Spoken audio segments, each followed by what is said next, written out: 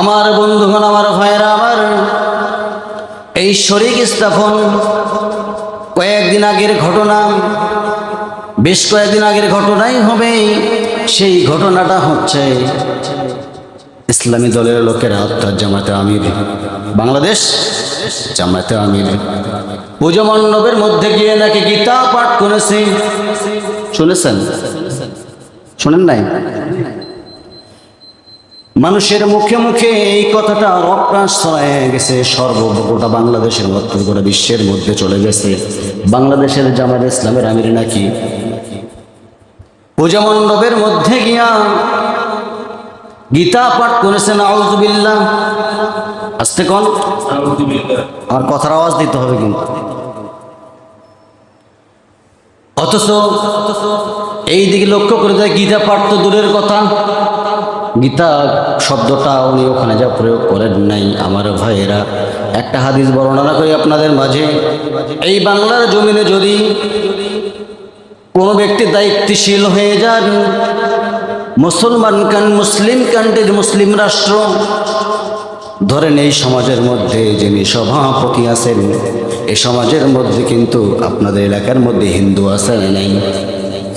আসতে কবেন না, হিন্দু আছে না নাই? এখন যদি মুসলমানের ঘরের সন্তান ঘরের মধ্যে চোখ মেরে বসে থাকে, তাও কিন্তু হবে না।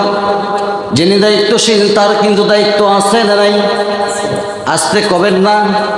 ৯৬% মুসলিম কান্ট্রি, ৯৬% মুসলমান, মাত্র 4% শুধু অন্য অন্য ধর্মের মানুষ, আছে না নাই?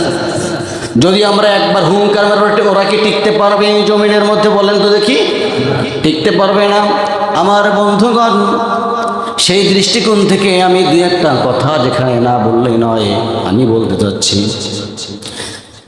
হযরত ওমর রাদিয়াল্লাহু তাআলা আনহু যদি একবার তাকায় দেখেন, হযরত ওমর রাদিয়াল্লাহু তাআলা আনহু তিনি একদিন হঠাৎ করে তার কাছে, তিনি যখন শাসন অবস্থায় ছিলেন, শাসনকালীন 2 বৎসর 2.5 বৎসরের শাসন অবস্থায় ছিলেন, এমন সময়ের মধ্যে, ওই সময়ের মধ্যে তিনি কিন্তু রাষ্ট্রপ্রধান, তিনি কিন্তু সরকার, তিনি কিন্তু প্রাইম মিনিস্টার।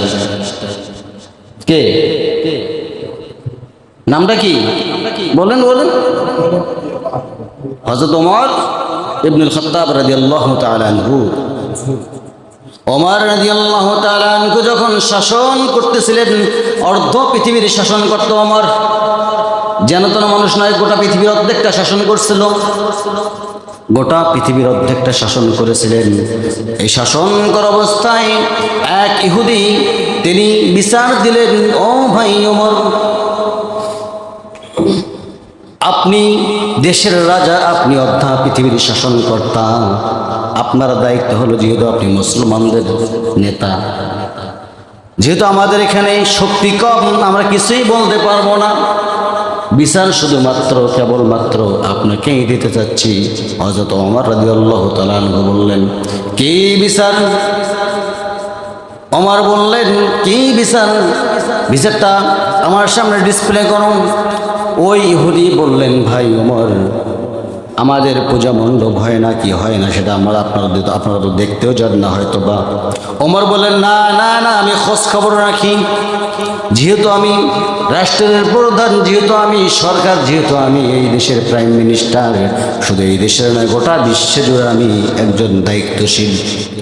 আমার খোঁজ খবর নেওয়ার পূর্বেই যদি কোনো এক জায়গার মধ্যে, কোনো একটা মরুভূমির মধ্যে একটা কুকুর যদি না খেয়ে দুনিয়া থেকে বিদায় হয়ে যায়, সেই জবাবটা ওমরের আল্লাহর দরবারে দিতে হবে। সেই জবাবটাও আল্লাহর দরবারে ওমরকেই দিতে হবে। আমার ভাইয়েরা, আমার একটা কুকুর যদি না খেয়ে মারা যায়, তাহলে সে জবাবটা যদি ওমর দিতে পারে, আপনার কি প্রশ্ন আছে? আপনি থ্রো করেন আমার সঙ্গে, আমার সঙ্গে বলেন, আমার সামনে বলেন। ওই ইহুদি বললেন, ভাই আমার একটা মূর্তি ছিল, সেই মূর্তিটা কে বা কাহারা আমি দেখি নাই, জানি না কে বা কাহারা সেই মূর্তিটাকে একটা মাত্র নাকের অর্ধেকটা ভেঙে দিয়েছে। ওমর রাদিয়াল্লাহু তাআলা আনহু বললেন, আপনি কি দেখেছেন ওই লোকটিকে? ওমর বললেন, না ভাই ওমর, আমি দেখি নাই, লোকটি বলেছেন আমি দেখি নাই। সঙ্গে সঙ্গে বলে আমাকে কয়েকটা দিন সময় দেন, আমি ওই লোকটাকে দেখি খুঁজে পাই কি পাই না। হযরত ওমর রাদিয়াল্লাহু তাআলা আনহু তিনি ওই লোকটাকে খোঁজার জন্য বের হলেন। খোঁজার জন্য বের হয়ে এক পর্যায়ে কয়েকদিন যে চলে গেছে, কয়েকদিন যখন চলে গেছে ওমর রাদিয়াল্লাহু তাআলা আনহু ওই লোকটার কোনো খোঁজ পায় নাই। বুঝতেছেন তো? কোনো খোঁজ পায় নাই। খোঁজ না পেয়ে এক পর্যায়ে ওই ইহুদির সামনে এসে বলতেছেন, ভাই আপনাকে আমি একটা কথা বলি, সেই কথাটা হচ্ছে যে চোর যে আপনার মূর্তির নাকটা কেটে নিল তার তো আমি সন্ধান পেলাম না। সন্ধান না পাওয়ার কারণ আমি দুঃখিত, আমার মস্ত বড় ভুল হয়ে গেল।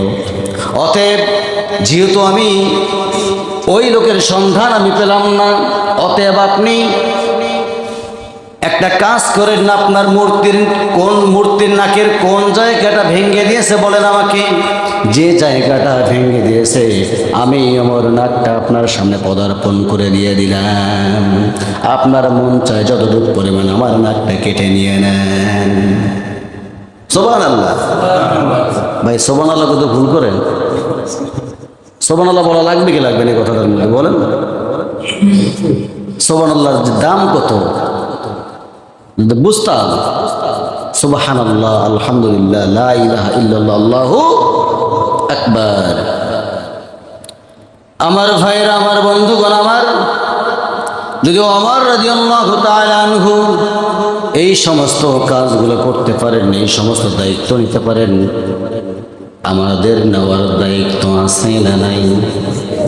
আসতে বলবেন না, দায়িত্ব নেওয়ার দরকার আছে না নাই?